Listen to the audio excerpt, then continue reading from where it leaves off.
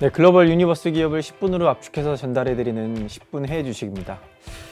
참 요새 그 반도체 업황이 참 고난의 시간을 겪고 있습니다. 글로벌 수요 부진으로 3, 4분기 실적까지 참 빨간불이 들어온 상태에서 최근에 이 중국에 대한 수출 규제까지 퍼지면서 국내외뿐만 아니라 글로벌 반도체 기업들의 주가가 이제 폭락을 하고 있는 상황인데, 여기에 대해서 참 많은 업황 점검 그리고 고민이 필요한 시점인 것 같습니다. 오늘 저희 반도체 담당인 김영태 연구원 모시고 10분의 주식 진행해 보도록 하겠습니다. 10분의 주식 시작하겠습니다. 네, 참 요새 반도체가 바람잘 날이 없는 것 같아요. 그죠? 저번에도 나와서 이제 참 수요가 앞으로도 부진할 거다, 어렵다라는 안 좋은 얘기를 또 해주셨는데, 일단은 지금 반도체 업황 한번 체크를 해볼게요. 그때랑 좀 뷰가 좀 바뀌신 게 있습니까? 사실 더 안 좋아졌다라고 더 안 좋아졌다. 미리 결론을 말씀드리면 네. 그렇고요. 일단 뭐 3분기까지 지금 잠정 실적이 나오고 있는데 대부분 지금 쇼크를 내고 있고 4분기 가이던스조차도 시장 기대치를 못 미치는 그런 상황입니다. 근데 생각을 해보면 2분기 때 이미 한 차례 이 시장 눈높이가 조정이 됐어요. 하향 조정이 됐는데 여기서 더 안 좋아지게 있다라고 이제 요약을 할 수 있겠고요. 지금 뭐 수요 측면에서도 예상보다 훨씬 더 부진한 모습입니다. 이제 PC라든지 아니면 세트 수요 이런 것들 뭐 월간 데이터를 보면 계속해서 이제 하향세가 지속이 되고 있는 상황이에요. 그러다 보니까 우리가 우려했던 것보다 훨씬 더 업황이 빠르게 악화되고 있다라는 걸 다시 한번 확인할 수 있었던 3분기인 것 같습니다. 그리고 이제 4분기에 이제 우리가 쇼핑 시즌을 앞두고 있는데 이것조차도 기대하기가 어렵게 됐어요. 이 부품사들 이야기들 들어보면 원래 통상 이제 9월쯤에 부품을 주문을 해서 이 성수기를 대비를 하는데 전년 대비해서 부품 주문량이 한 50% 정도 줄었다. 그러면 전년 대비 반토막이. 그렇죠. 반토막이 났는데 그러면 10월에는 그래도 좀 올라오지 않을까요? 근데 10월에는 9월 대비 75% 빠진다. 11월에는 10월 대비 90% 빠진다. 이런 전망들이 막 나오고 있거든요.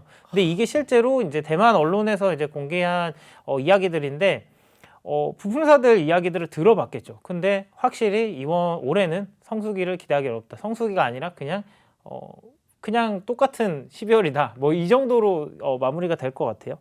그래서 이제 실적 시즌을 앞두고도 기대치가 상당히 낮아져 있는데 이보다 더 낮아질 가능성이 높아지면서 추가적인 실적 추정치 하향은 불가피하겠다라고 정리를 해드릴 수 있을 것 같아요.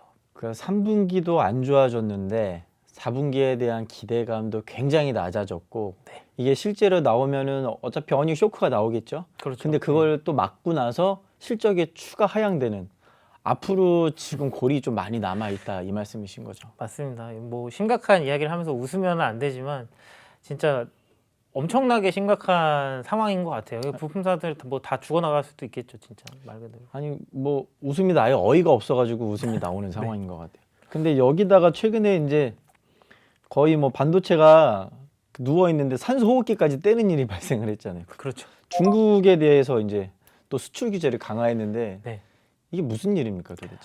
기존에도 이미 장비 쪽에서는 규제가 있었어요. 근데 이게 14나노 공정 이하의 뭐 로직 반도체, 그러니까 뭐 고부가 반도체에만 이런 규제를 때리다가 심지어 그것도 중국 기업에다 판매하는 걸 이제 규제를 했었는데, 이제는 중국 내에 있는 모든 반도체 공장에 반입되는 이런 장비들은 허가를 받아야 된다. 그리고 이 기준도 훨씬 더 높아졌습니다. 이제 기존에 14나노였다면은 이제 기존에 있던 건 16나노로 올라갔고요. 여기다가 추가된 게 이 메모리 관련된 그런 기준안들이 좀 추가가 돼서요.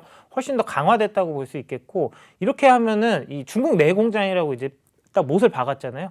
이렇게 하면은 이제 중국이 해왔던 이런 우회 경로로의 수입이 전면적으로 좀 불가능해지지 않을까라는 우려가 좀 높아지고 있죠. 그러니까 반도체를 만들기 위해서 들어가는 첨단 장비들을 다 지금 사실 미국에서 개발을 하고 만들고 있는데, 네네. 예전에는 어떤 중국 기업들을 타겟팅해서 이 기업에는 납품하면 안 돼, 막 이런 식이었는데, 네네. 지금은 그냥 중국에 넣지 마 이거잖아요, 사실은. 맞습니다.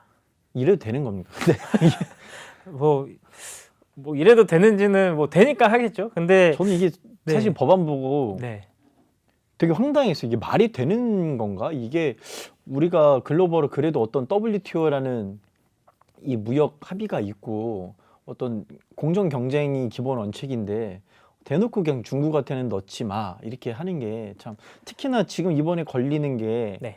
아예 딱 선을 그었잖아요. 14나노에서 16나노 그리고 128단 낸드 플래시 이런 것들이 지금 딱 선을 그어놓은 것들이 중국이 지금 딱 기술 문틀 턱걸이로 딱 올라와 있는 그 시점을 딱 거는 거잖아요. 네, 맞습니다. 그러니까 더 이상 너희는 여기서 첨단 반도체를 만들지 마라는 게 미국의 목적인 거죠. 그렇죠. 왜냐하면 과거에 우리가 디스플레이 산업을 상기해 보면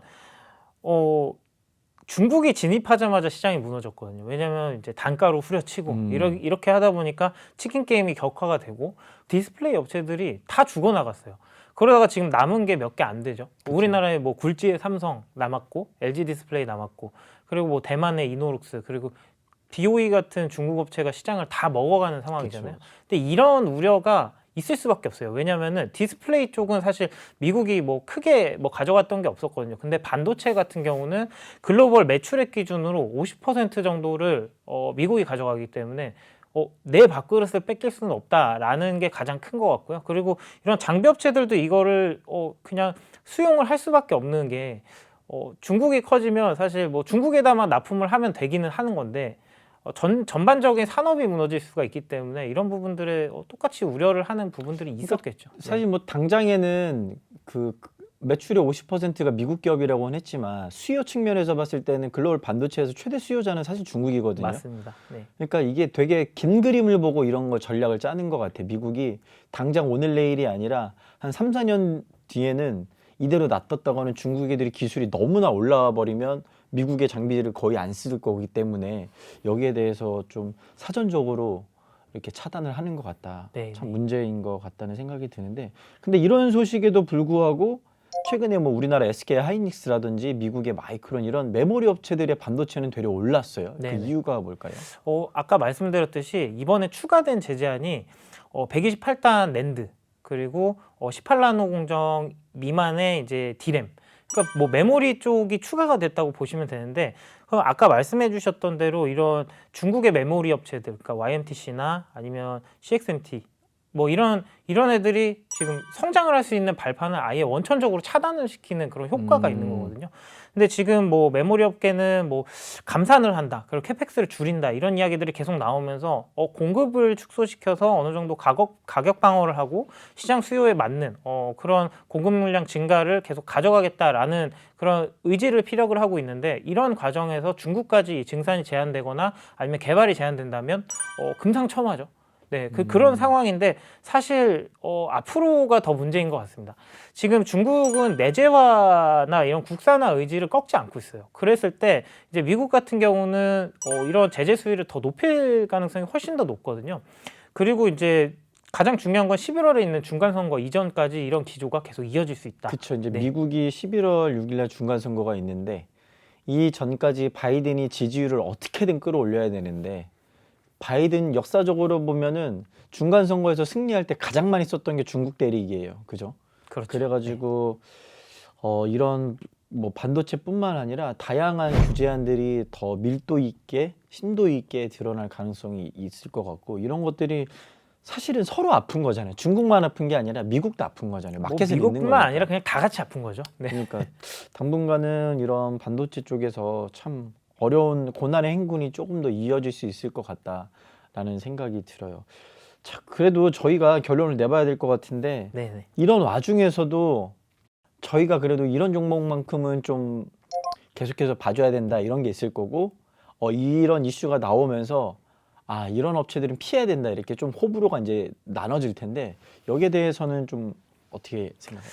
아무래도 중국 비중 높은 업체들을 좀 조심해야 되는 구간인 건 맞는 것 같고요. 특히 이제 장비 업종에 좀 우려가 집중이 되는데 이 중에서도 이제 글로벌 1, 2, 3위 뭐 1위 어플라이드 머티리얼즈, 2위 뭐 ASML, 3위 랩리서치 이렇게 있을 텐데 어플라이드 머티리얼즈랑 랩리서치는 중국향 매출 비중이 30%가 넘습니다. 각각 이제 34%, 33%인데 상대적으로 ASML은 10에서 15%밖에 안 돼요. 그 배경은 사실 기존에 있던 제재 조치가 이미 선제적으로 치러졌던 이 제재 조치에서 가장 먼저 타격을 받았던 게 ASML이고, 그러다 보니까 자연적으로 중국 비중이 낮아졌던 거거든요. 그래서 이런 상황에서는 확실히 지금 좀 타격이 적을 거다라는 생각도 있고, 그리고 이제 매출액 추정치나 컨센서스, 그리고 뭐 성장률 뭐 이런 것도 그려보면은 확실히 ASML은 좀 장기적인 성장은 좀 담보돼 있는 기업이다. 그러다 보니까 이렇게 시장이 장비 업종이 확 흔들려서 다 같이 빠질 때 ASML 같은 경우는 어느 정도 저점 사냥을 한번 해볼 만한 그런 종목이지 않을까. 그리고 피해야 될 그런 종목들은 방금 말씀드렸던 어플라이드나 랩리서치 같이 중국 비중이 높은 업체들 이라고 말씀을 드릴 수 있겠고요. 그 과거에 이제 제가 아날로그 업체들을 많이 추천드렸었는데, 최근에는 이제 아날로그 업체들도 우산 역할을 해줄 수가 없을 것 같아요. 이렇게 업황이 나빠지니까. 그래서 전반적으로 단기적으로는 그냥 보수적으로 이 포트를 가져가시는 게 확실히 좀 방어를 할 수 있는 방법이 되지 않을까라고 말씀을 드립니다.